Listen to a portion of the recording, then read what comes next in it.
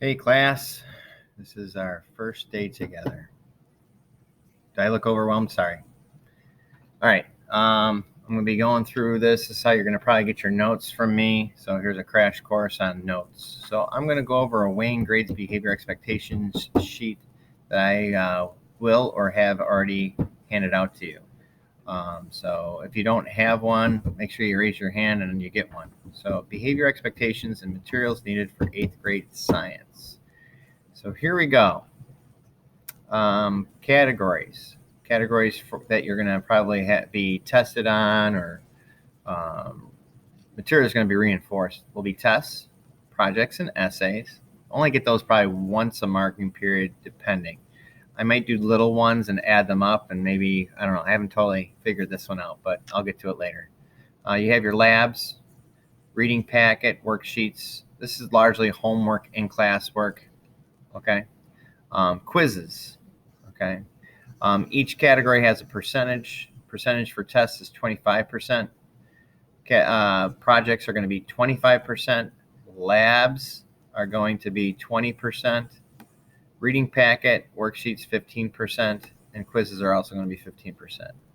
So that is how that'll work.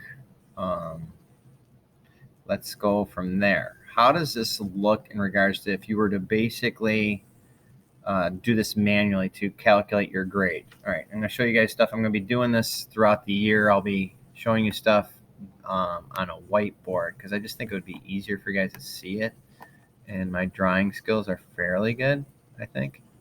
All right, so bear with me here. I'm trying to expand the size of this window here that you guys see me in. All right, here we go. All right. All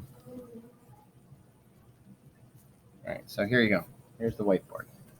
Forgive me if I don't point properly at first, because I gotta get the opposite of this. Okay, so tests. All right, tests. Tests are going to be 25% of your grade, as you can see there. Okay, so that means you're going to multiply it times 0.25. So whatever your grade is, your average of tests. Let's say your average is an 80 for all your tests, right? So you got like a 75, and let's say you got an 85. So their average is an 80.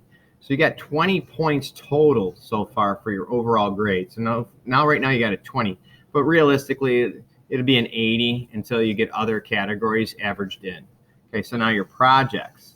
Projects are 25% of your grade, and that also is times 0.25, whatever your average is.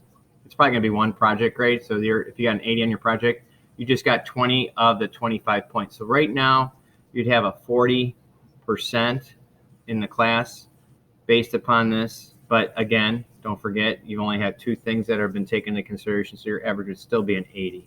Hopefully this isn't confusing.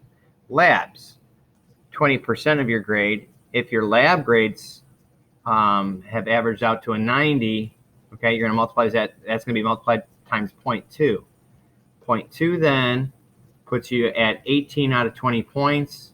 So right now, you're soon to be, so you're going to be a 58% is what you got so far based upon the points that you've gotten.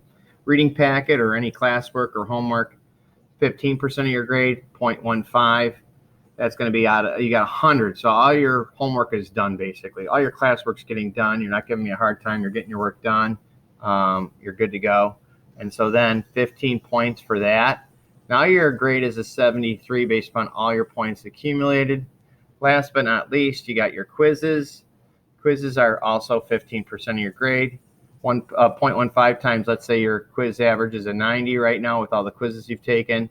You're going to get 13 and a half of those points out of 15, and that's going to basically put you at an 86.5%.